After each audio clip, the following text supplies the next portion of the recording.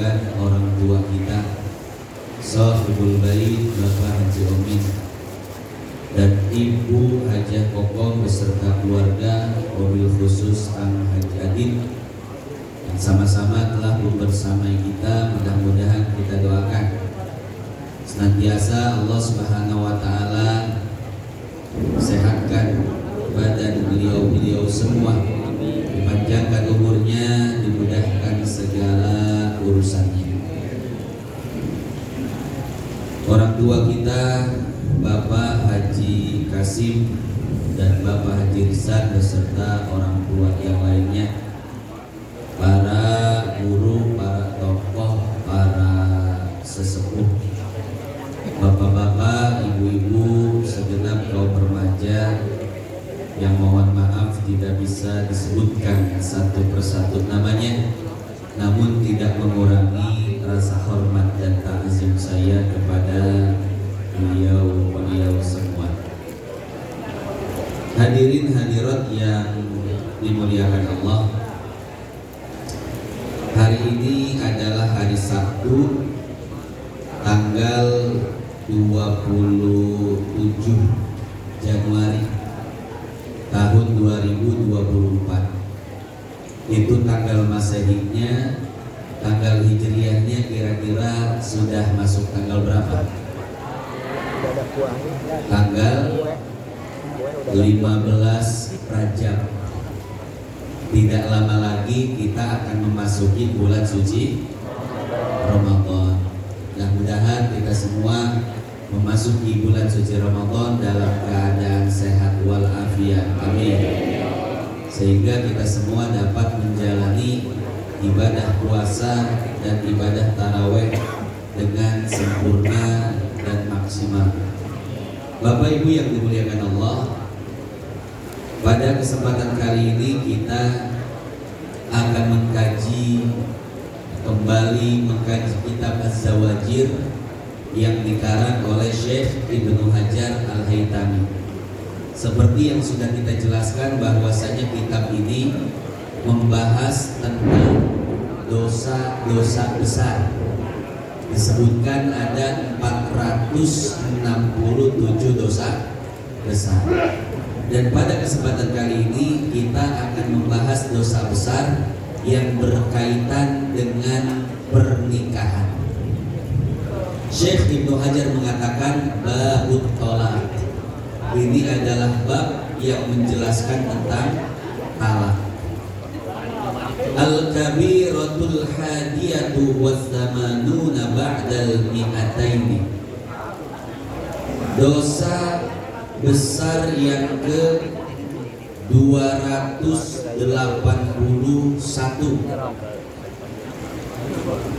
Su'alul mar'ati zawjaha at-talaq, yaitu minta cerai kepada suami min ghairi ba'sin, tidak dalam keadaan terdesak.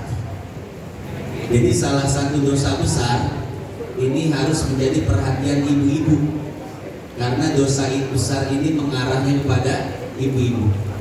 Jadi kata Syekh Ibnu Hajar, salah satu dosa besar adalah minta cerai. Nah, cuman minta cerai yang seperti apa yang termasuk dosa besar? Apakah setiap wanita yang meminta cerai kepada suaminya termasuk dosa besar atau tidak? Nah, disinilah yang akan kita bahas. Syekh Ibnu Hajar mencantumkan dua hadis. Yang pertama, akhraja Abu Dawud wa Tirmidzi wa hassanahu. Hadis ini diriwayatkan oleh Imam Abu Dawud dan Imam At-Tirmidzi. Kemudian Imam Tirmidzi menghasankan hadis ini. Wa Ibnu Khuzaimah wa Hibban fi sahihaihima. Selain oleh Abu Dawud dan Tirmidzi, hadis ini pun diriwayatkan oleh Al-Imam Ibnu Khuzaimah dan Al-Imam Ibnu Hibban di dalam sahihnya. An Thauban radhiyallahu taala anhu dari sahabat Nabi yang bernama Thauban, semoga Allah meridhoinya, anin Nabi sallallahu alaihi wasallam annahu qala, bahwasanya Nabi sallallahu alaihi wasallam bersabda. Apa sabda beliau? Ayyumam ro'atin, perempuan mana saja, sa'alat zaujaha at-talaq, yang meminta cerai kepada suaminya, min ghairi ba'sin, tidak dalam keadaan terdesak, faharamun 'alaiha raihatul jannah, maka haram bagi si perempuan itu untuk mencium wangi surga. Hadirin hadirat yang dimuliakan Allah. Jadi kata Syekh Ibnu Hajar, kata Nabi Sallallahu Alaihi Wasallam, salah satu dosa besar adalah meminta cerai kepada suami. Di sini Nabi mengatakan perempuan mana saja yang meminta cerai kepada suaminya, maka haram baginya untuk mencium wangi surga. Nah, maka meminta cerai pada suami hukumnya adalah dosa besar. Cuman di dalam hadis ini Nabi mengatakan min ghairi ma ba'sin, meminta cerai tidak dalam keadaan terdesak. Artinya tanpa alasan si perempuan minta cerai, atau dengan alasan yang tidak bisa dibenarkan di dalam syariat. Saya baca berita di situs NU online tahun 2009, banyak caleg-caleg yang gagal digugat cerai oleh istrinya. Ada caleg di sini. Iya. Jadi tahun 2009 Bapak Ibu, caleg-caleg yang gagal itu banyak digugat cerai oleh istrinya, terutama Kabupaten Bekasi, ya. Jadi dulu yang menjadi hakim pengadilan agamanya adalah Bapak Yayat Atmaja. Kata beliau, sebelum pemilu, wanita-wanita yang menggugat cerai itu sehari paling 10 orang. Tapi setelah pemilu itu sampai 18 orang setiap harinya, ya. Nah, jadi memang ketika itu banyak caleg-caleg yang digugat cerai oleh istrinya, ya. Nah, ini hukumnya tidak boleh dan merupakan dosa besar. Menggugat cerai, meminta cerai tanpa alasan apapun dosa besar, apalagi hanya karena urusan seperti ini. Lakinya gagal nyalon jadi RT, wah digugat cerai. Gagal nyalon jadi lurah, digugat cerai. Gagal nyalon jadi DPR, digugat cerai. Hati-hati, ibu-ibu jangan mudah untuk minta cerai kepada suami, karena itu termasuk dosa besar. Nah, jadi meminta cerai atau menggugat cerai termasuk dosa besar ketika menggugat atau meminta cerainya itu tanpa alasan atau tanpa kondisi yang tidak terdesak. Artinya apa? Artinya kalau ada alasan yang tepat sesuai dengan syariat atau karena dalam keadaan terdesak, maka diperbolehkan bagi perempuan untuk meminta cerai. Seperti apa contohnya? Contohnya seperti suami yang tidak memberi nafkah kepada istrinya. Ini banyak yang nanya juga Bapak Ibu, ya. Mana yang nanyanya Mahmud Abbas? Tahu Mahmud Abbas Bapak Ibu? Mamah muda anak baru 1. Masya Allah. Pak Ustadz, saya tidak pernah diberi nafkah oleh suami saya. Apakah saya boleh menggugat cerai? Ternyata yang bertanya bukan 1-2 orang. Ini banyak yang bertanya. Artinya apa? Artinya memang banyak laki-laki yang tidak bertanggung jawab, tidak memberi nafkah kepada istrinya, hati-hati, tidak memberi nafkah kepada istri termasuk daripada dosa besar.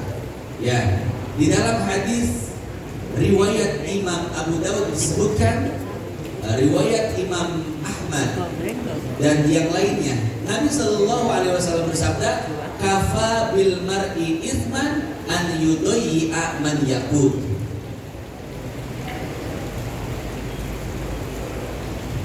Cukuplah seseorang dianggap berdosa ketika dia menyia-nyiakan orang yang seharusnya dia beri nafkah. Istrinya disia-siakan, tidak diberi nafkah. Anaknya disia-siakan, tidak diberi nafkah. Maka itu termasuk daripada dosa besar. Hati-hati bagi para suami yang tidak memberi nafkah anak dan istri, itu termasuk dosa besar. Nah, kemudian pertanyaannya seperti tadi, Pak Ustadz, bagaimana kalau seandainya suami tidak memberi nafkah kepada sang istri? Apakah sang istri boleh minta cerai? Apakah sang istri boleh gugat cerai? Mari kita simak penjelasan Imam Syafi'i di dalam kitabnya Al-Um. Apa kata Imam Syafi'i? Qala Syafi'i rahimahullahu ta'ala. Al-Imam Syafi'i rahimahullah, beliau berkata, lamma dallal kitab was sunnah ala anna haqqal mar'ati ala zawji an yaqula. Ketika Al-Quran dan As-Sunnah menyebutkan bahwasanya hak seorang perempuan terhadap suaminya adalah dicukupi kebutuhannya, Allah yakuna lahu an yastamti'a biha wa yamna'ha haqqaha. Maka konsekuensinya adalah seorang suami tidak boleh hanya menggauli istrinya tapi tidak memberi nafkah kepadanya. Wala yukhalliha tatazawwaju min man yughniha. Juga tidak membiarkan si istri untuk menikah dengan laki-laki yang dapat memenuhi kebutuhannya.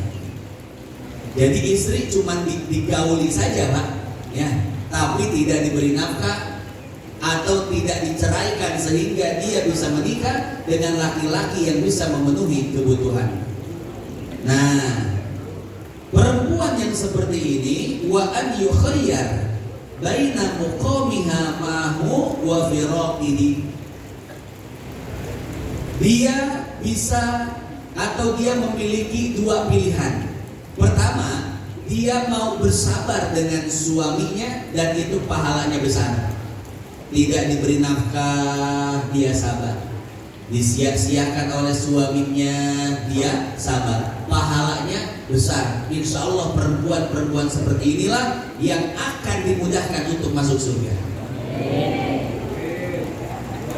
Makanya sabar, Bu, ya. Kalau suami ya bagaimana dah. Iya. Cuman itu pilihan yang pertama. Pilihan kedua, kalau ibu tidak sabar, Pak Ustadz, saya juga ingin hidup seperti wanita-wanita yang lainnya, memiliki seorang suami yang menjadi pemimpin dalam hidup saya. Pak Ustadz, boleh nggak saya minta cerai pada suami saya yang terhidang ini? Wah, terhidang ini. Ya. Nah, maka kata Imam Syafi'i, pilihan yang kedua wa firaqihi, perempuan ini boleh menggugat cerai suaminya. Nah, jadi ibu sekalian yang dimuliakan Allah, seorang perempuan yang tidak diberi nafkah oleh suaminya, maka perempuan ini boleh menggugat cerai, walaupun lebih afdol itu sabar. Ya.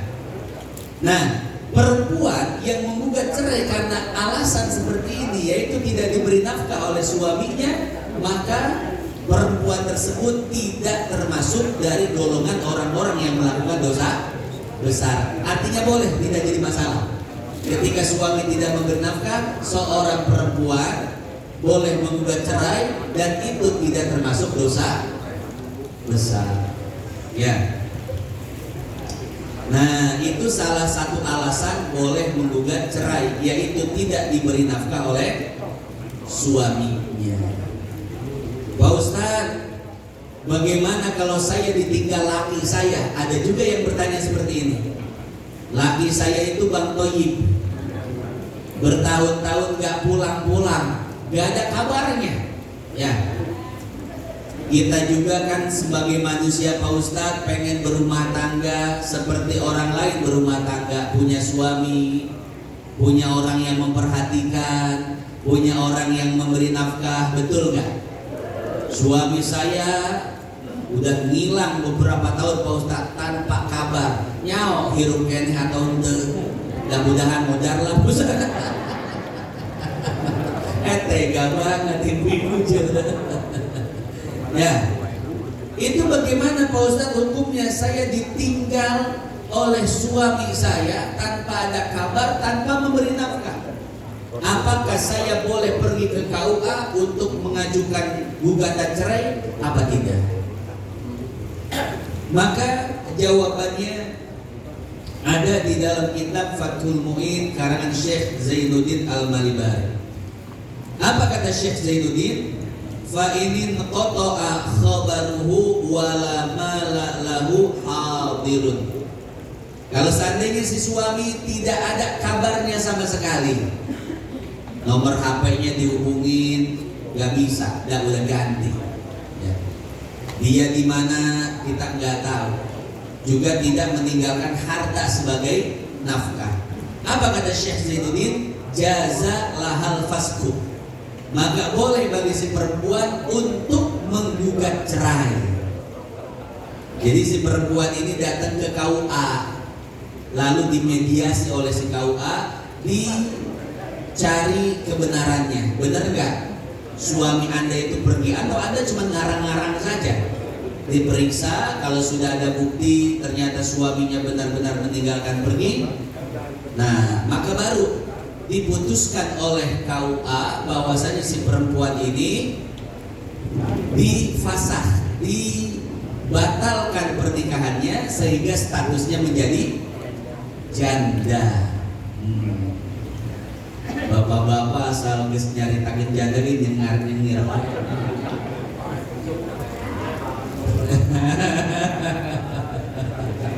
lo bacaan Pak Haji, janda Pak Haji. Bumbu haji nawe ngomongin janda bebas, waduh lagu haji. Ya, jadi seperti itu.